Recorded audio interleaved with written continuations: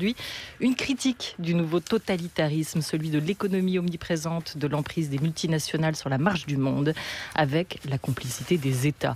Un regard décentré et une parole acérée, celle du philosophe québécois Alain Deneau, auteur de plusieurs essais sur les grandes entreprises, les paradis fiscaux et la censure, la médiocratie, paru en 2015 en France chez Lux, le totalitarisme pervers ou encore politique de l'extrême centre.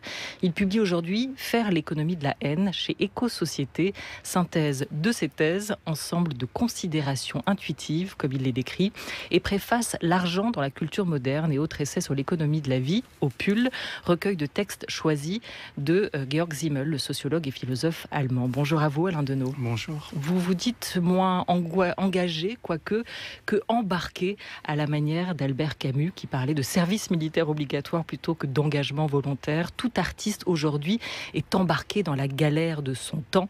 Et quelle galère, dans quelle galère, Alain Deneau, sommes-nous embarqués selon vous aujourd'hui ? Déjà sur ce terme d'engagement, j'ai remarqué dans mon parcours à l'université que ceux qui me disaient le plus souvent engagés étaient ceux qui ne m'engageaient pas dans des institutions. C'est-à-dire que l'épithète ou le qualificatif engagé peut être une façon de disqualifier des gens qui ont tout simplement une réflexion qui s'adonne, parce qu'on n'est pas toujours vraiment conscient de là où on met les pieds quand des jeunes esprits, dans leur cursus, leur curriculum, s'enquièrent d'un phénomène ou d'un autre. Lorsque ces questionnements s'éloignent de ce que j'ai appelé l'extrême centre, c'est-à-dire la parole obligée. La parole obligée de mille manières. Donc effectivement, on se découvre embarqué parce qu'un jour, on s'intéresse aux crises relatives aux écosystèmes, parce qu'on s'intéresse au pouvoir de la finance, aux multinationales, non pas en tant qu'entreprise, mais en tant que souveraineté d'un type nouveau. Et le reste, ça peut nous sembler, lorsqu'on s'engage dans des réflexions comme celle-là, une sorte d'évidence. Il y a là des objets qui appellent une pensée, mais pour des idéologues en place, il s'agit d'une forme d'engagement qu'on ne nous pardonne pas toujours. Sur l'échiquier politique, on y est, là, en ce moment, nous, en France, à l'extrême centre, avec un président ni de gauche, ni de droite. Si l'ordre du discours informe l'idéologie, à la manière de Foucault, que vous citez aussi, Alain Deneau, quelle est pour vous la doxa aujourd'hui en vigueur ici dans l'Hexagone? Est-ce que c'est la même que celle qui est en vigueur partout dans le monde? Mais je suppose qu'on n'est pas épargné si c'est le cas. S'il s'agit de résumer les politiques de l'extrême centre, elles se résument en peu de choses. Plus de revenus pour les multinationales, plus de dividendes pour les actionnaires, toujours autant d'accès aux paradis fiscaux, moins de fonds pour les services publics, moins de droits pour les travailleuses et les travailleurs, notamment. Et donc, il s'agit d'un discours que non seulement des politiques, mais des oligarques, qui ont un accès à la parole publique qui n'est pas seulement celui des partis, imposent avec un pouvoir d'étiquetage comme étant le seul possible.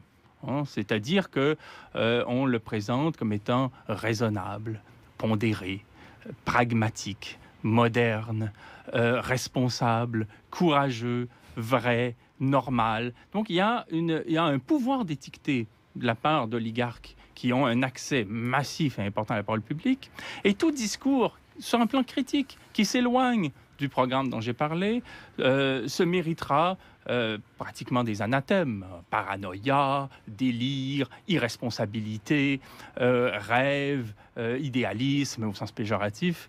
Et il y a des exemples qui sont tout à fait étonnants. Lors de la dernière campagne électorale dans ce pays, il y avait un candidat, Benoît Hamon, qui défendait le principe du revenu universel. Quand on suit un peu la politique dans le monde, on sait que ce projet-là peut être porté selon les législations, les pays, les cultures politiques, autant à droite qu'à gauche. Par exemple, dans mon pays, il y a une province qui s'appelle l'Ontario, où un parti de centre-droit se mobilise pour cette mesure-là.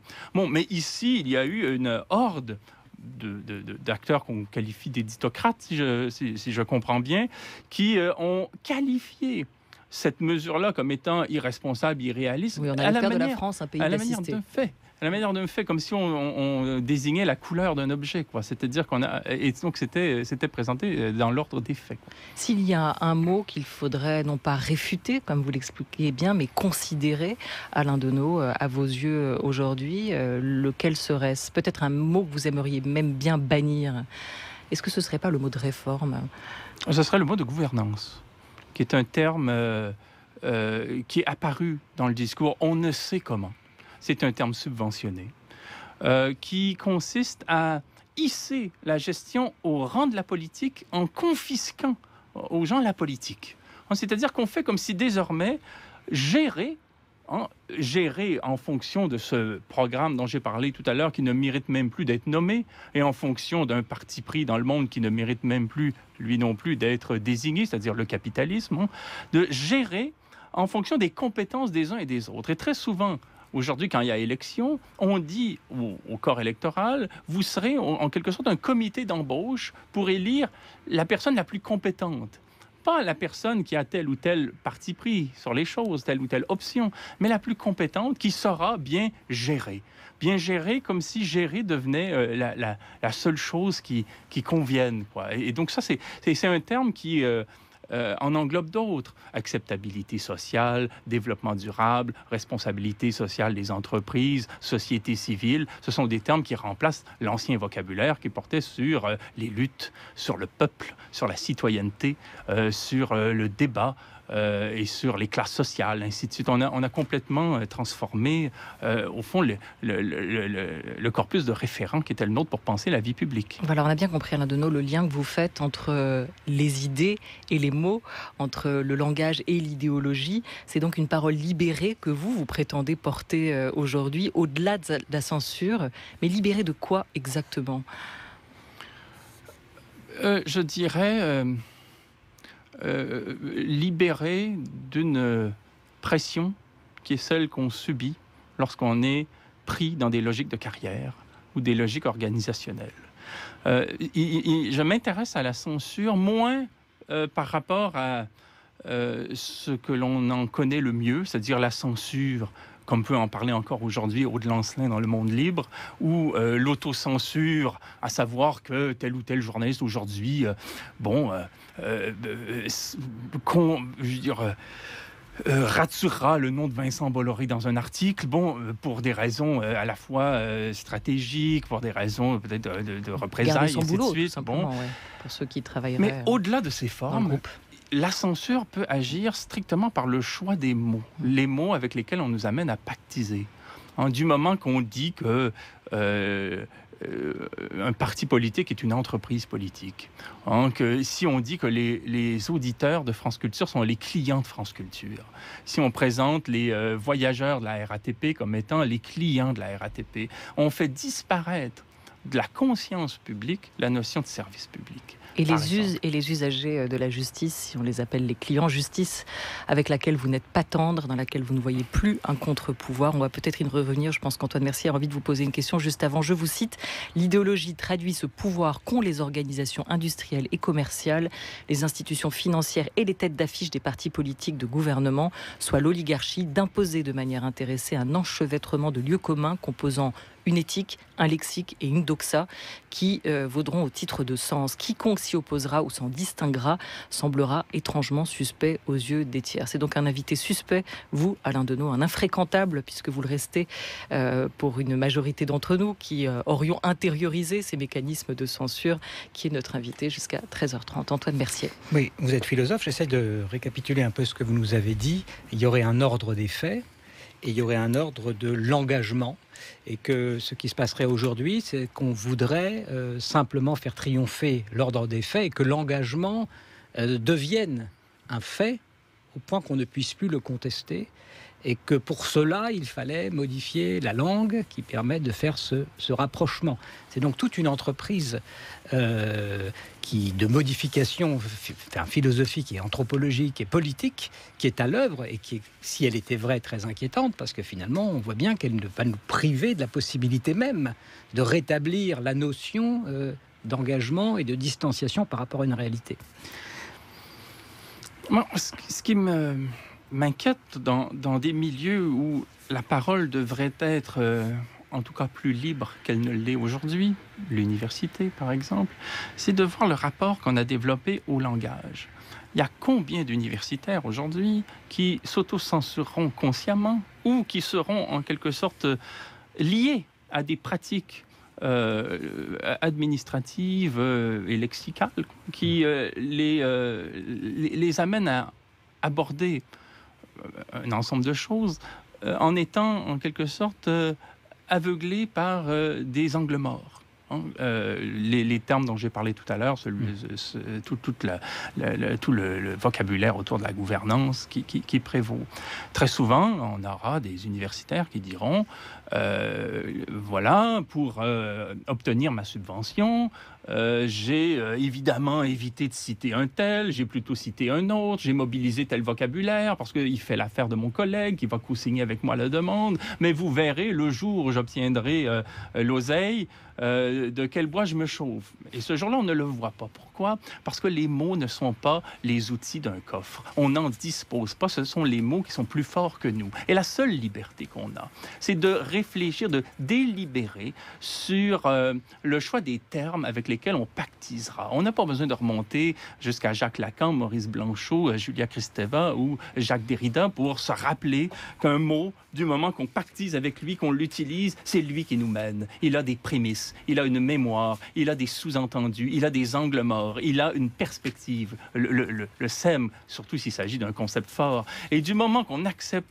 de jouer le jeu, parce que dans une entreprise, parce que dans un rapport avec des partenaires, parce que dans une institution publique qui se comporte comme une institution privée, il est avantageux dans un plan de carrière de se livrer à ces compromis, on se laisse entraîner dans des formes de fausse conscience qui sont délétères, pas seulement pour soi-même, mais pour l'ensemble de la société. Vous faites partie de ceux, Alain Deneau, qui feraient volontiers la fête à Macron, pour reprendre le nom donné par le député France Insoumise François Ruffin, à sa contestation festive qui aura lieu demain. Autrement dit, est-ce que pour vous, le retour d'une forme de conflictualité peut aussi faire émerger une autre parole? Ça, c'est la question élargie. Oui, tout à fait. Je veux dire, le terme qui me vient à l'esprit, c'est celui de Jacques Rancière, la mésentente. Savoir que le conflit n'est pas simplement l'idée d'un face-à-face qui supposerait qu'on laisserait au même commentateur appointé le monopole de définir comme étant de la violence le fait de saccager 2 vitrines à titre symbolique, par exemple. Mais sur le plan de la mésentente, de considérer que la politique consiste à reconnaître le principe de l'égalité des intelligences à partir duquel on entend autrement les choses. C'est ça la mésentente. La mésentente renvoie à l'idée aussi de l'entendement. C'est-à-dire qu'il y a mésentente, c'est-à-dire politique, c'est-à-dire conflit, lorsque on reconnaît à chacun, c'est-à-dire à toutes les personnes concernées par la vie publique, c'est-à-dire tout le monde qui partage un même destin, qui ont en commun des institutions, une langue, des variables écosystémiques, la capacité à penser cette chose. Et le contraire de la mésentente ou de la politique, c'est la gouvernance, c'est cette idée qu'il y a une façon de faire, qu'il y a des gens qui sont habilités à gérer mieux que d'autres et qui savent comment appliquer en quelque sorte le seul programme valable, le reste étant classé démence, folie ou irresponsabilité dès lors que la chose est évoquée. Dans le monde, est-ce que vous diriez qu'on a le choix entre gouvernance et populisme, autoritarisme? C'est ce qu'on essaie de nous faire croire. C'est précisément, je dirais, la nouvelle dualité, le nouveau clivage. Et en cela, on assiste à une sorte d'échec de l'extrême centre. Parce que le projet de l'extrême centre n'était pas de situer un discours sur l'axe gauche-droite, mais de supprimer l'axe gauche-droite au profit du seul discours possible. Et ce que cela a donné, c'est l'émergence d'une polarité entre les tenants d'un État brutal, violent, comme il a pu l'être à l'occasion de ses fondements historiques. Si on lit, par exemple, vous me permettrez de faire une petite démonstration, là, parce que j'essaie d'aller trop vite. Lorsqu'on lit Saskia Sassen décrire l'État, dans Critique de l'État, qu'est-ce qu'on a comme une analyse? Une analyse qui nous dit deux choses. D'abord, l'État dans l'histoire a toujours été fondé dans la violence. L'État est violent envers les pauvres, il est violent envers les femmes, il est violent envers les étrangers, il est violent envers les paysans, mais néanmoins, c'est par ces institutions publiques que les femmes, que les étrangers, que les paysans, que les populations lésées ont cherché à améliorer leur sort. Et aujourd'hui, la polarité politique est lisible à cette aune. C'est-à-dire qu'il y a les nostalgiques du jour où l'État était purement brutal, violent et simpliste dans ses méthodes. Et il y a cet État auquel on est arrivé aujourd'hui, ça et là dans le monde, qui a intégré des formes d'arrangement selon des rapports de force. Mais il reste qu'il s'agit du même État. C'est-à-dire qu'il s'agit de la même politique. Il s'agit toujours d'une politique libérale au sens économique, qu'on va plus ou moins aménager. Mais on n'est pas face à des partis pris, on n'est pas face à des options fortes, fondamentales. On est toujours, au fond, confronté à ce qu'on appelle une offre électorale, sur un mode très marchand, entre ceux qui veulent nous faire avaler l'huile de foie de morue telle qu'elle ou sous une forme édulcorée. En fait, le nouveau clivage, c'est le no alternative, finalement, c'est ça.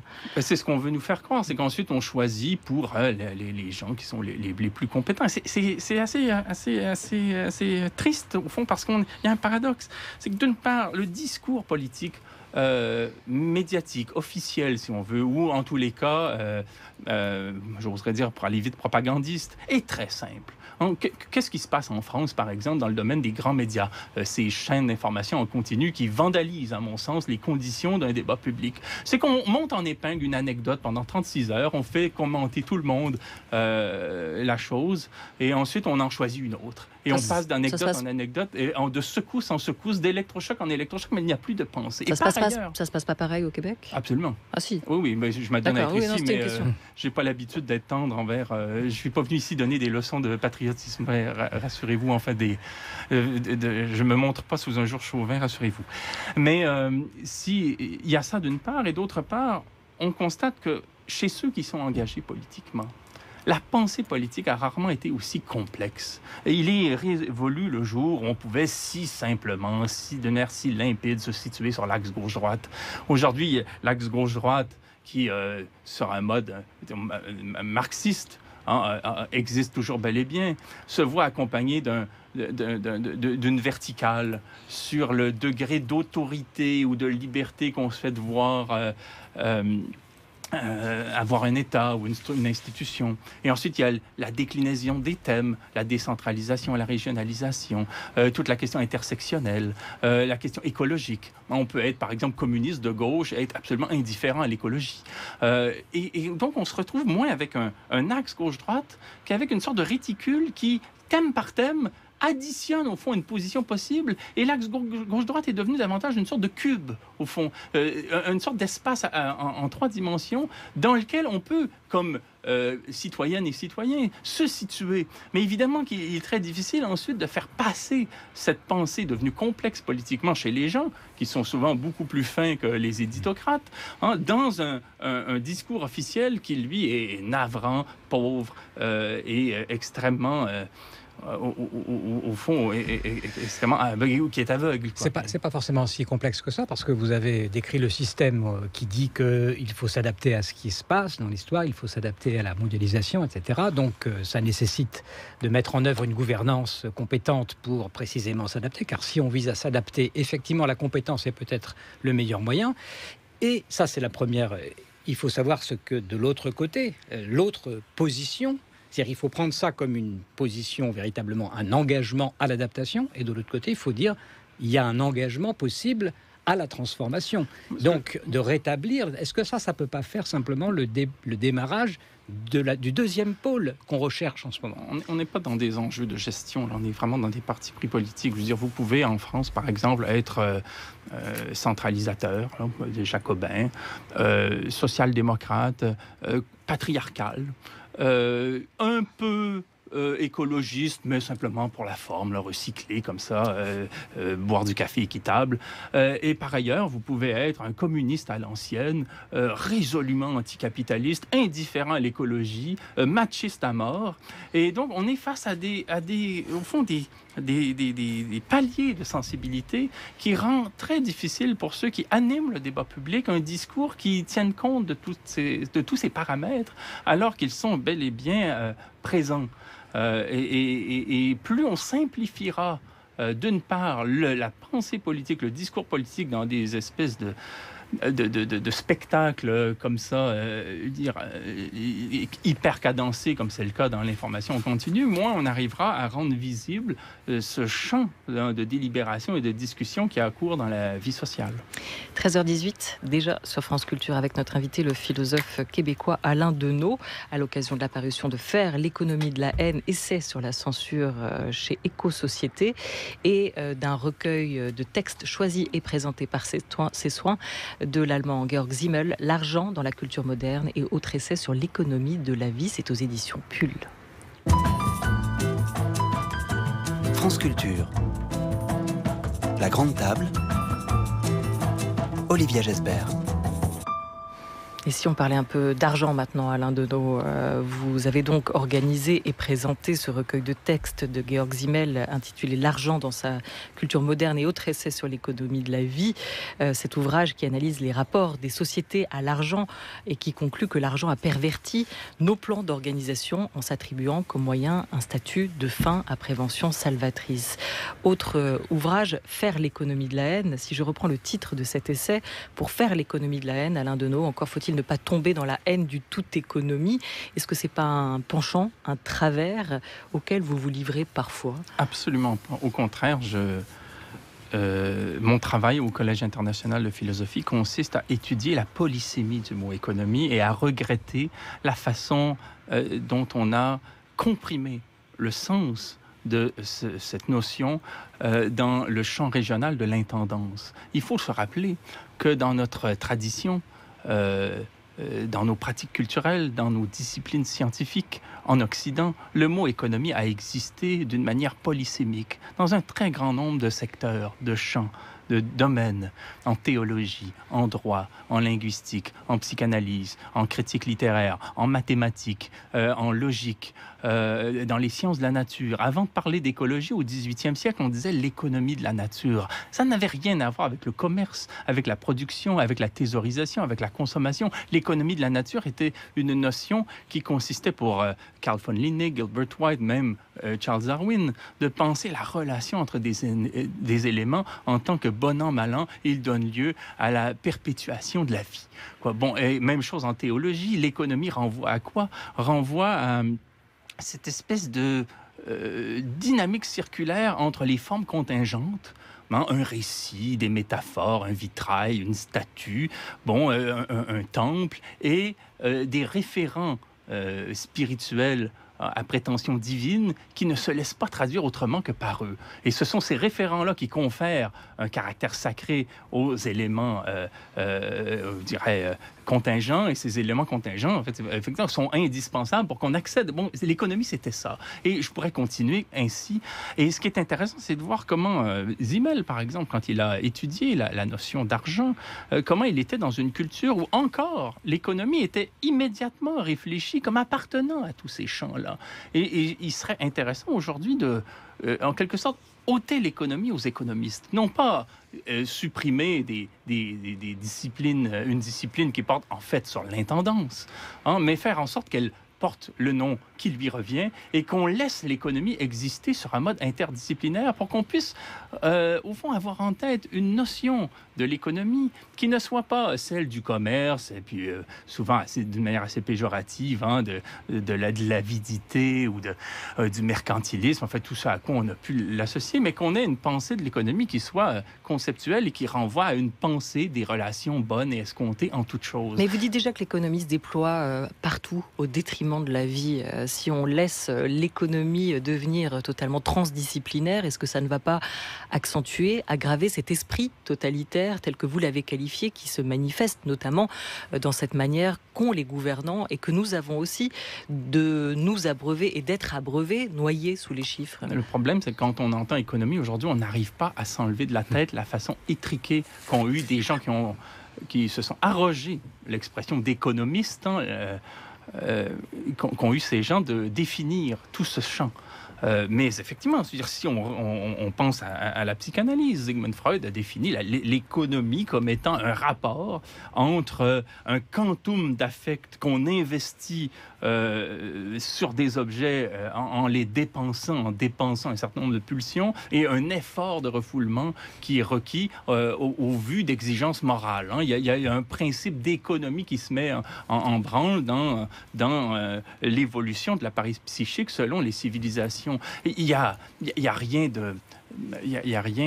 d'aliénant à penser l'économie ainsi, tout comme il n'y a rien d'aliénant à réfléchir sur des mises en relation d'éléments, de formes symboliques, de termes, pour arriver à un résultat escompté. Le problème, c'est quand on laisse l'économie être définie par des acteurs qui ne pensent plus qu'en termes de capitalisation. Mais justement, cette captation du terme économie par l'économie au sens où on l'entend aujourd'hui, et le fait qu'elle n'existe plus, c'est peut-être le signe qu'on a voulu rassembler une matière sans symbolisation pour priver finalement la force qu'avait cette notion d'économie, pour retirer la force qu'avait cette notion d'économie que vous décrivez dans les autres domaines, pour la rassembler ici.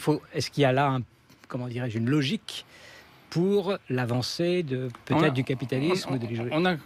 Tout s'emboîte. On a commencé à parler d'économie comme on le fait aujourd'hui pour décrire l'intendance, en lien avec l'économie de la nature. Vous aviez des naturalistes qui comprenaient comment évoluent les insectes, les oiseaux au gré des saisons, ainsi de suite. Et puis, au XVIIIe siècle, ceux qu'on a appelés a posteriori les physiocrates s'intéressaient, eux, à cette science, à cette connaissance-là aux fins de l'agriculture, pour rendre l'agriculture plus performante. Donc, ils se sont appelés les économistes, mais dans un sens restreint, où ils s'intéressaient à la façon dont on pouvait, en quelque sorte, exploiter la terre sur un mode optimal, quoi. Adam Smith est passé par là, il a fréquenté les physiocrates, et retournant en Angleterre, il s'est présenté comme étant lui, le dépositaire d'une définition et d'une réflexion plus efficace ou plus optimale ou plus juste sur l'économie, et il s'est arrogé le terme.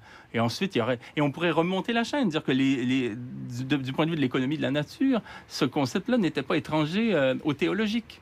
Mais le théologique lui-même l'a emprunté au grec, qui voyait en l'économie un concept lié à la rhétorique et à la médecine. Donc ce concept-là a toujours voyagé, et on a essayé de l'enfermer dans un mode extrêmement étouffant. Aujourd'hui, quand on parle d'économie, au-delà du secteur de l'intendance, on va toujours en quelque sorte se comporter comme si on commettait un emprunt métaphorique aux détenteurs de la pensée économique autorisée, en parlant de son capital beauté, son capital santé, l'art de gérer ses amitiés, à être auto-entrepreneur de soi, et le reste est le reste. Sur l'argent, vous allez assez loin, Alain Deneau. Le salaire rétribue avant tout un travail de refoulement pour vous, une mise en conformité de soi-même, de nous, au code de la société et de l'entreprise en question. Au-delà de ça, en quoi l'argent fait-il écran, pour reprendre l'une de vos expressions? Quel filtre introduit cette culture de l'argent dans notre rapport au monde?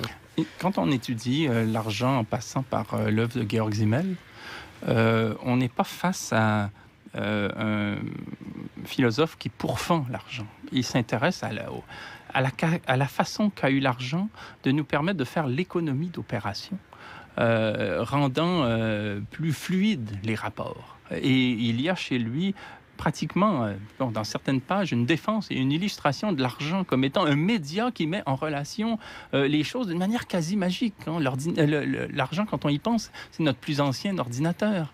Il permet la comparabilité, la compatibilité et la comptabilité de choses hétérogènes entre elles. Imaginez qu'on tente de mettre en relation dans notre esprit des faits de valeur entre eux sans passer par ce média.